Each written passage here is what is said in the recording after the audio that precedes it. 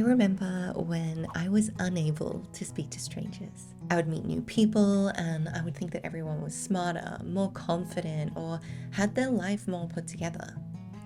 I'd never call anyone on the phone, and I'd feel uneasy going new places.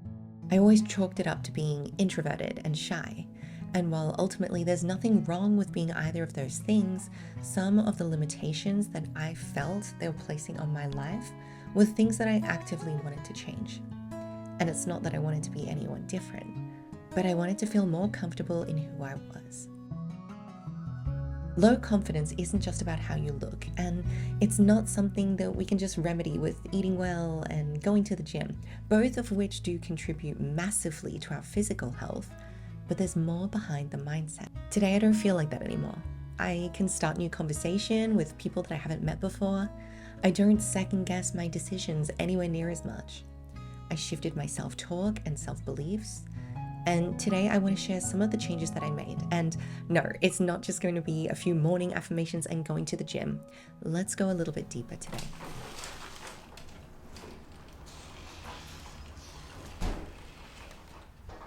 Now, I started by limiting phone use in the mornings. And hear me out, I can't ditch it and go off grid all day, every day, because my job does require me to have somewhat of a presence on my phone. But if you are constantly checking your phone right after waking up, you are priming your brain for a distracted day.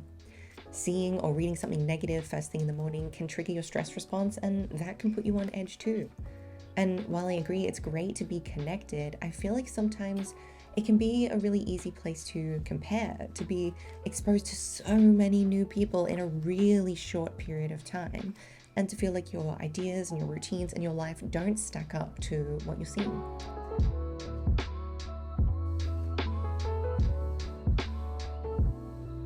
So I like to try and spend a good chunk of my mornings not connected. If you want to avoid starting your day feeling rushed, anxious, stressed out, try stopping checking your phone as soon as you've woken up. So I'll sleep with my phone in the ensuite so that I'm not inclined to check it first thing.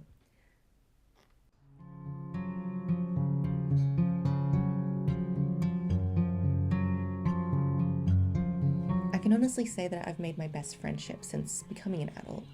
Finding people who align well with me, who inspire me to do better, and in their own right are also great role models.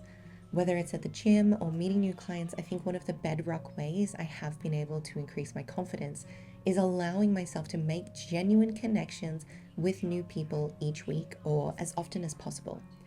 I will literally go up and start a conversation with a new person in the gym. I just don't even care anymore. Or something as simple as, running a little bit over time with my clients and having a nice chat and getting to know them better.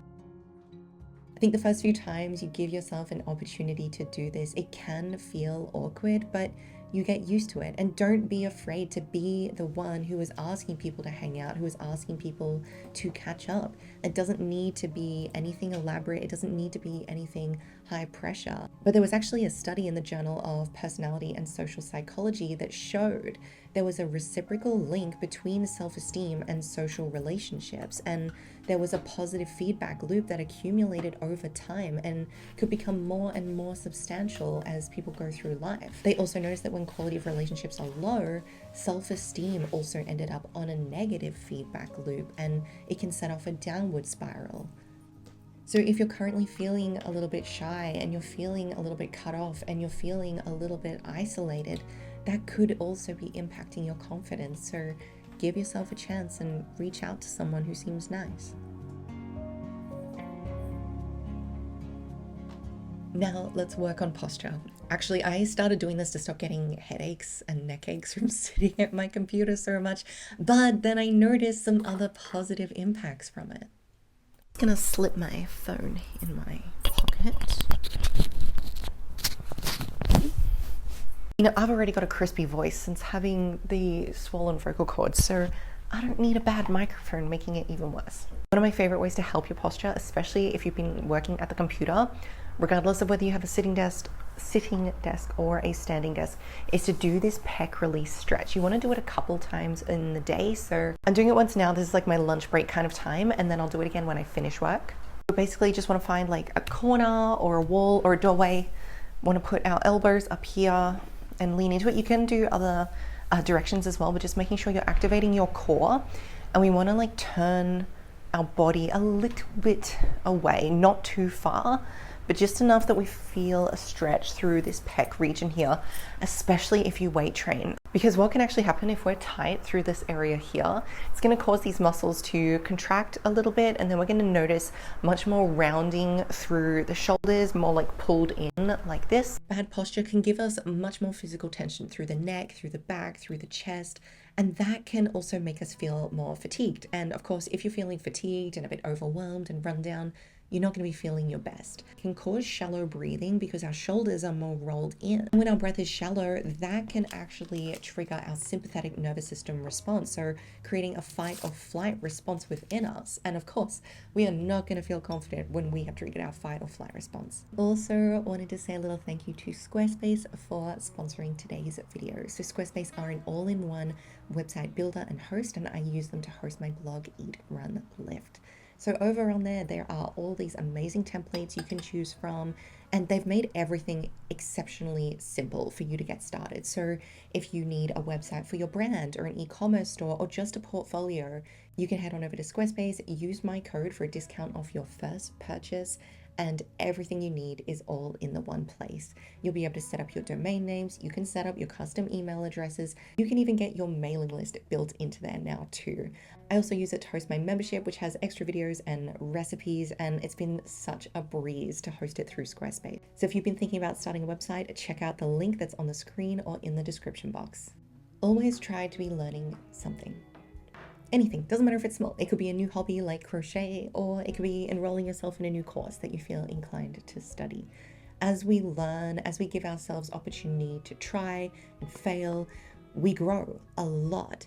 And there's so many opportunities for new beginnings, to accept that we make mistakes, to learn to be okay with not being perfect. And I think the more that we accept that whole side of ourselves, the easier it is to be confident. I know it can feel a little bit confronting or daunting to leave your comfort zone, to try something new, something unfamiliar, but I honestly feel like that's where a lot of the growth happens. And this is something I've noticed not only in myself, but also I see it in my clients every single week.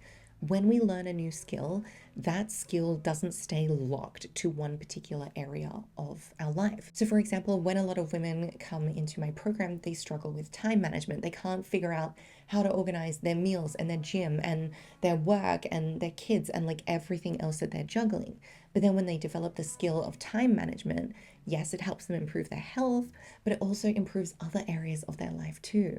This could be as simple as like each month having one thing that you want to learn or you want to practice or you want to get better at, because as you expand your skill set, that's also going to improve your confidence.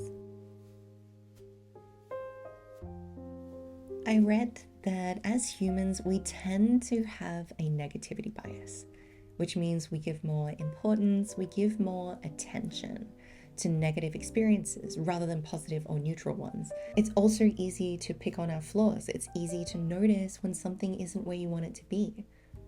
What I'd like you to do is practice gathering new, good information about yourself.